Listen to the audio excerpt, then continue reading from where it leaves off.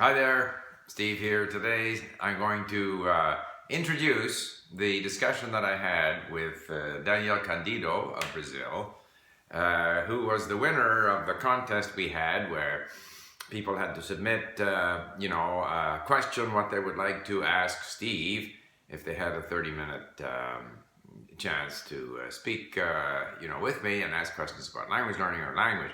What we did is we did a 30-minute audio discussion, which is available at my blog, and I'll put a link here in the description box. And we had a sort of 10-minute video discussion, which you are going to see in a few minutes here.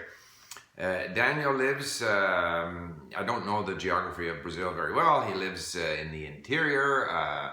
Minas Gerais is a very important province in Brazil.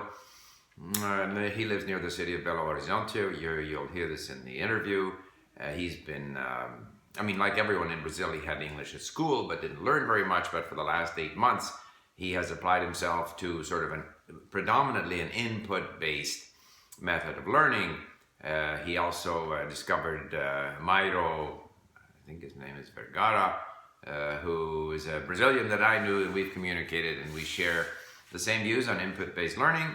So Daniel followed these methods, and I must say has done a tremendous job. His English in 8 months has improved tremendously, and I don't want to let you know too much about what we discuss, but it's just I just want to stress again that focusing on input, focusing on comprehension, on listening, on reading, all the things that you can easily organize, whether you live in Brazil or in China or in Russia or Japan or wherever you live, you can do these things and learn the language, whatever the language, learn so much about the language, and slowly more of the language becomes clear to you. It's a bit like these, it's something I might get into in another video. You know, they have these woodblock printing, this woodblock printing technique in Japan called nishiki-e, where, there are different colors, and with each layer, so they'll carve up, the wooden block, and it'll be one color, and so they stamp that. And then there'll be another set of features that will have a different color. And so you get layer and layer and layer, and with each of these layers, different features appear. And I think language learning is a bit like that. There's so many things that you don't notice, and then once you've noticed these things, then some other things start to appear, and some other things. And all of this happens through this process of input-based learning. Eventually, of course, you have to activate by speaking. And here again, you'll see that Daniel does a really good job. So, without any further ado, as we say, here is the discussion that I had with Daniel. Bye for now. Hi, Daniel. Hi, Steve. How are you doing? Fine, thank you. How are you? I'm good. I'm doing great. Okay. Listen, you're in Brazil. Yeah, I'm living in Brazil. Yes. I'm living in Nova Serrana. Minas Gerais is too close, and Belo Horizonte. Okay, close to Belo Horizonte. Yeah. How many people live in your town? I think I don't know, as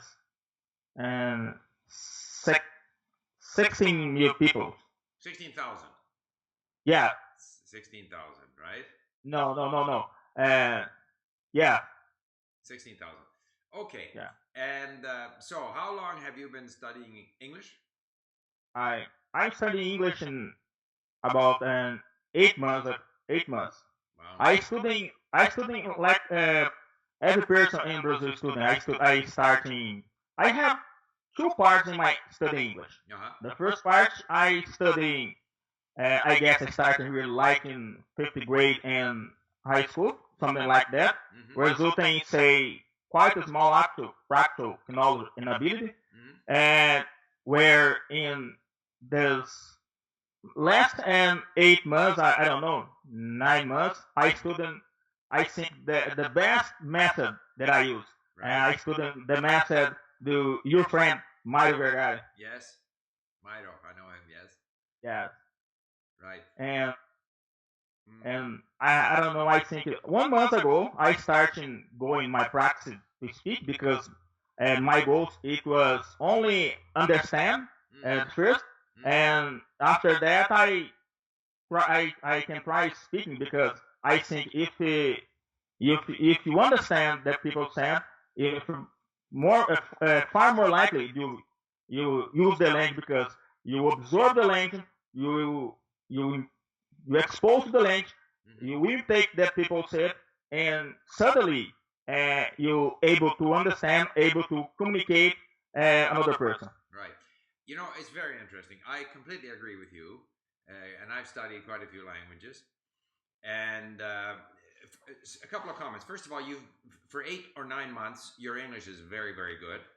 For example, I'm always impressed with some of the phrases you use, like far more likely. So that's a very native-like phrase. But so you're picking up these phrases from your listening and reading.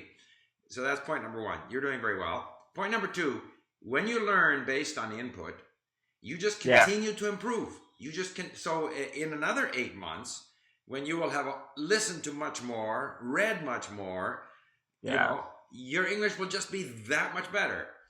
Now, obviously, when you go to speak, you sometimes make mistakes, but you'll eventually make fewer mistakes.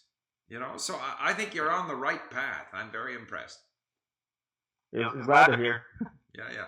And I think too, as if one gets engaged in listening and reading, which I have done for my Portuguese as well, then we find things that interest us. So at some point, we're no longer just trying to learn the language.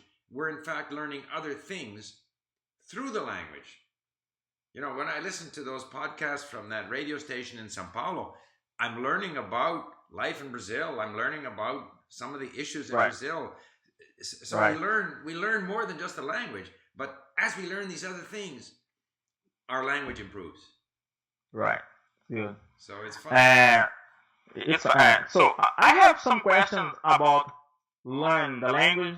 Right. And I think it's good for me, but it's very good question about because I don't know. Some people's watching this video in YouTube, some people watching this video and your blog. Right. So the first of all, you speak and more than 16 languages, but what was the first one you learned and why? Okay, so the first one was French, and it's a bit like maybe in Brazil, people learn English at school and they don't learn English. So in Canada, we learn French at school and we don't learn French. So at some point, well, in my case, when I was 16, I got very interested in French civilization, French movies, French everything. So I just got very interested. And then I ended up going to France. I spent 3 years in France. So it's just a matter of being turned on at some point, you know. So that was the first one. Yeah. The second one was Chinese because I was working for the Canadian government and I was sent to Hong Kong to learn Chinese. That was my job. But once you get started, like with the Chinese, at first I said, wow, Chinese, very different. But once you get started, then you get more and more interested. So it's always the interest.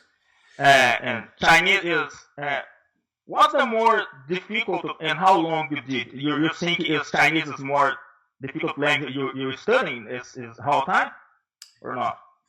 You know, every language is difficult in different ways.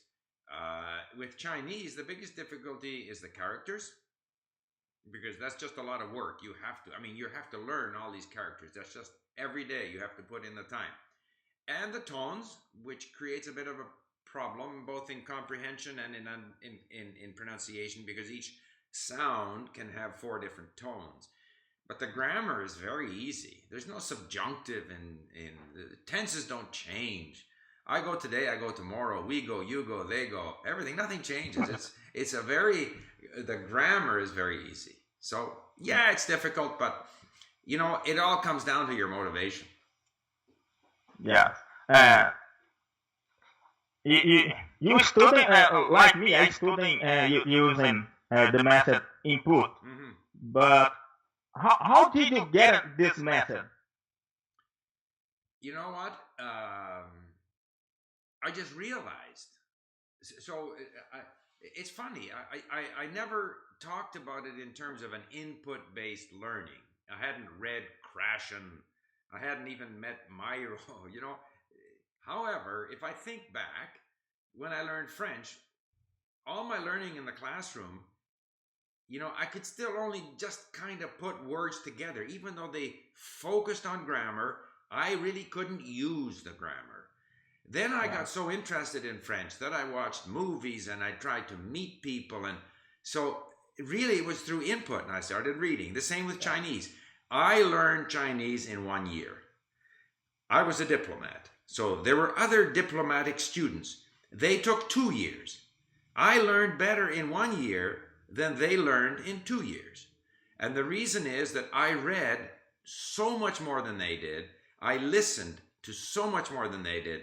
I went, and everywhere I could find stuff, I was reading and listening. So I just noticed when I went to learn German, I did the same. It seemed to me the natural way to learn is to expose the brain to so much of the language. The brain starts to find patterns. The brain starts to ask questions. And then if I consult a grammar about something that I'm curious about, then I can understand it. Whereas the traditional method is to try to explain things to you. And now we're going to drill you and you're going to quiz you.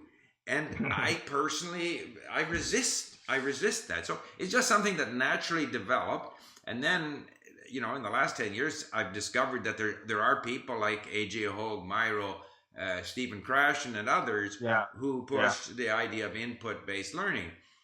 And input-based learning has the tremendous advantage that it's easy to organize. You don't have to hire a teacher. You don't have to find someone to talk to. In your town, you don't have English speakers. So it's just it works. Yeah. One question. You think you have a gift for language, or you think everyone can learn? Some people, or need have to have a gift for language? Because I have a friend, and he said, in your opinion, if you don't have a gift, you don't can learn another language. Let's put it this way. I think some people are better than others at learning languages. Probably. For a variety of reasons. For example, I speak a lot of languages, so I think it's easier for me to learn a new language. But if someone else who only speaks one language learns a second language, and then a third language and a fourth language, they will also become better at learning languages. But I think the question is not important because everyone can learn. So if maybe some people can pronounce better, or some people are better at remembering words and phrases. Like I find that your ability to pick up on these phrases is very good. If I speak to someone, most people who have studied for 8 months are not going to use some of the phrases that I've heard you use in our conversation. So for whatever reason, you're picking up on these phrases. Maybe it's the way you're learning. Maybe it's whatever. There will be differences between people, but it doesn't matter. Everyone can learn. So does it matter that person B will be better than you? Person C won't be as good as you? I don't see why that is an important question. Everybody can learn. Some might do better. Some might do worse. Everyone can learn. That's my view. So I think so I finished my second question. I enjoy your conversation, and thank you very much for your time, sir. Okay, listen. Thank you, Daniel. I wish you lots of luck, and maybe we can have another conversation in 8 months, and we'll see how much you've improved. Okay. Thank you very much. Good. Thank you, sir. Okay, Bye. Bye-bye.